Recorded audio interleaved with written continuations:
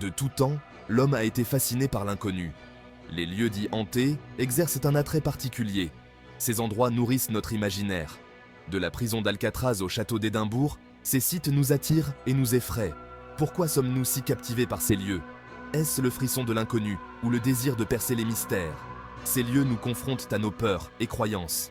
La fascination pour les lieux hantés est universelle. Elle transcende les cultures et les époques. Les histoires de fantômes sont souvent ancrées dans des légendes locales, des événements tragiques ou des drames humains. Ces récits, embellis au fil du temps, contribuent à forger la réputation d'un lieu et à en faire un lieu dit hanté. Les témoignages de ceux qui affirment avoir vécu des expériences inexpliquées renforcent ces croyances. Bruits étranges, apparitions fugaces, sensations de froid glacial. Ces témoignages, bien que subjectifs, participent à la construction d'un imaginaire collectif autour de ces lieux. Parfois, ces histoires sont liées à des personnages historiques, comme à la Tour de Londres, où l'on raconte que les âmes d'Anne Boleyn et de Lady Jane Grey errent encore dans les couloirs. D'autres fois, ce sont des événements tragiques, comme des accidents ou des meurtres, qui imprègnent les lieux d'une aura de tristesse et de mystère. Ces récits, souvent impossibles à vérifier, s'inscrivent dans la mémoire collective et nourrissent l'idée que certains lieux sont marqués par le passé. Alcatraz, l'île des esprits tourmentés. L'île d'Alcatraz, située dans la baie de San Francisco, est un exemple emblématique de lieu réputé hanté. Ancienne prison de haute sécurité, elle a accueilli certains des criminels les plus célèbres d'Amérique, dont Al Capone et George Machine Gun Kelly. Les conditions de détention y étaient extrêmement difficiles, et de nombreux détenus y ont trouvé la mort, soit lors de tentatives d'évasion, soit de mort naturelle. Aujourd'hui transformé en musée, Alcatraz est devenu une destination touristique populaire, attirant les curieux et les amateurs de sensations fortes. De nombreux visiteurs affirment ressentir une présence étrange, entendre des bruits inexpliqués ou encore ressentir des changements brusques de température. Certains gardiens de prison, du temps où Alcatraz était encore en activité, ont rapporté des événements étranges, comme des portes de cellules s'ouvrant et se refermant toutes seules, ou encore des bruits de pas et de chaînes dans les couloirs déserts. Le château d'Édimbourg, siège d'histoires troublantes. Le château d'Édimbourg, perché sur son rocher volcanique, est un autre lieu chargé d'histoire et auréolé de mystères. Forteresse imprenable, ayant connu de nombreux sièges et batailles au cours des siècles, il est aujourd'hui l'un des monuments les plus visités d'Écosse. Mais derrière ces murs imposants se cachent des histoires de fantômes et d'événements inexpliqués. Parmi les apparitions les plus célèbres, on peut citer celle d'un joueur de cornemuse sans tête, aperçu à plusieurs reprises dans les tunnels souterrains du château. La légende raconte qu'il s'agirait d'un jeune joueur envoyé en éclaireur dans les tunnels lors d'un siège et qui aurait été décapité par l'ennemi. D'autres visiteurs affirment avoir vu le fantôme d'un chien errant dans le cimetière pour chiens du château, ou encore celui d'une jeune femme brûlée vive pour sorcellerie au XVIe siècle. Illusion sensorielle, quand notre cerveau nous joue des tours. Si les témoignages d'apparitions et de phénomènes inexpliqués sont nombreux, la science tente d'apporter des explications rationnelles à ces expériences subjectives.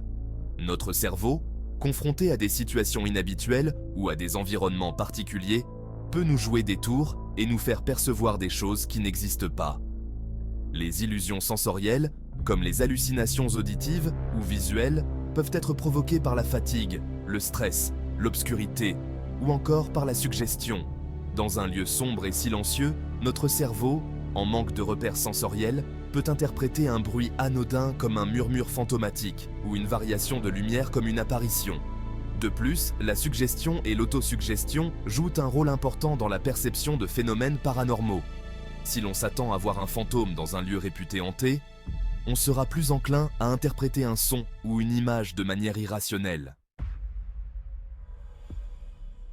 Influences environnementales, le rôle des infrasons et des champs électromagnétiques. Outre les illusions sensorielles, certains phénomènes physiques peuvent également expliquer certaines expériences étranges vécues dans des lieux réputés hantés. Les infrasons, par exemple, sont des ondes sonores de très basse fréquence, inaudibles pour l'oreille humaine, mais qui peuvent provoquer des sensations de malaise, de froid, de peur, voire des hallucinations.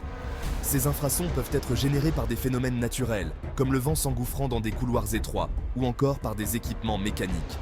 De même, les champs électromagnétiques, présents naturellement dans l'environnement mais également générés par les appareils électriques, peuvent perturber le fonctionnement du cerveau et provoquer des hallucinations ou des sensations de présence.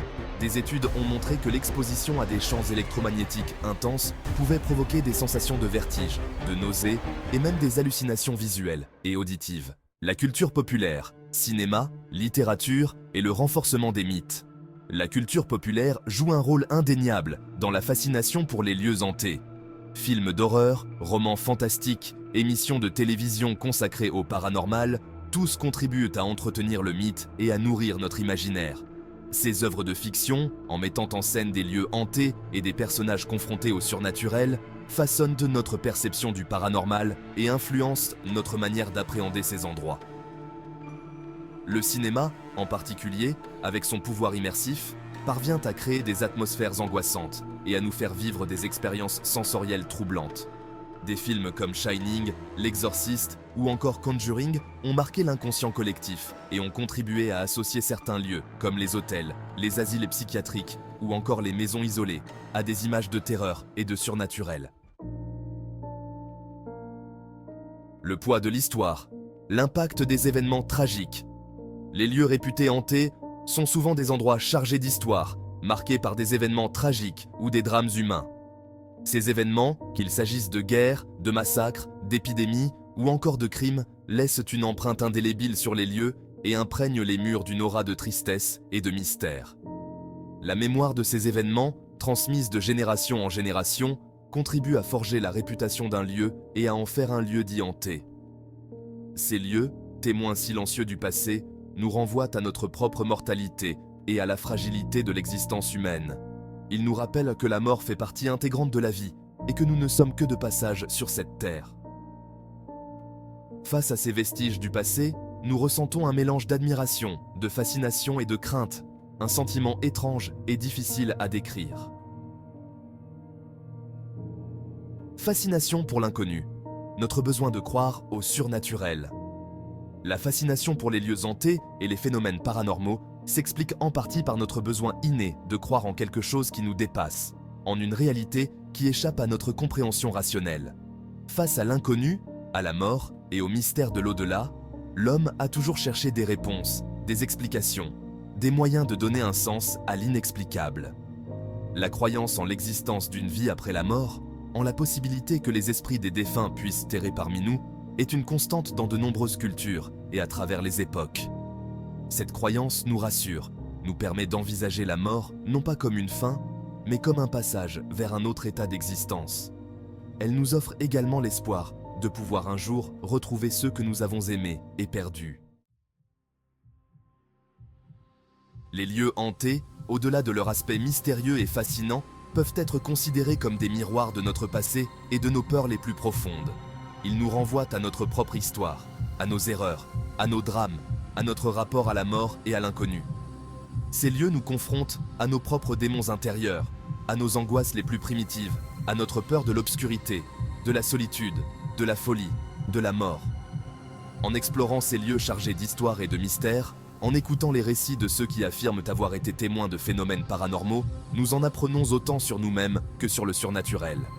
Nous prenons conscience de notre propre vulnérabilité, de notre fascination pour l'inconnu, de notre besoin de croire en quelque chose qui nous dépasse. Conclusion. La magie et le mystère perdurent. Les lieux hantés, qu'ils soient réels ou imaginaires, continueront de nous fasciner et de nous interroger.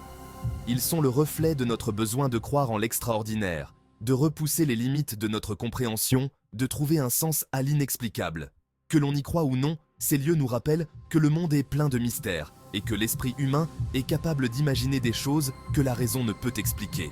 Alors, la prochaine fois que vous vous trouverez devant un lieu chargé d'histoire, laissez votre imagination vagabonder et écoutez les murmures du passé.